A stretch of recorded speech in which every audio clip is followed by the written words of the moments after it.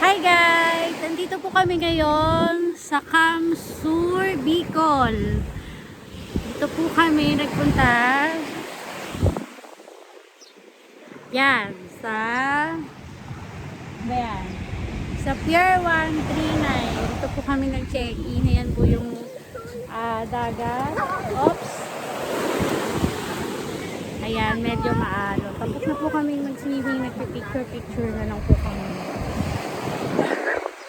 Ang ganda po ng place. Sobrang ganda. Tapos yung dagat nila, yung buhangin nila is kulay parang black. Pero hindi naman black na black.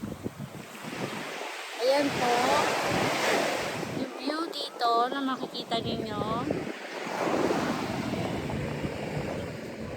Dito po kami ni-check-in yan. Sa Pier 139. Sa may Barangay Santo Niño. Guys, yung alon medyo malakas.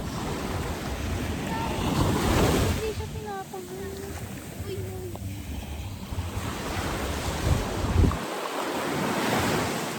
Josh, dito ka lang. Yan si Josh, yung pamangkin ko.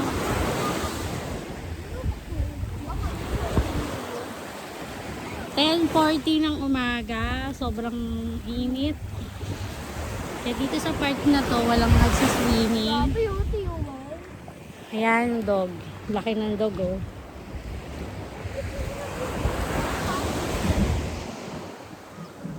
Pero dun sa kabilang dami nagsiswimming.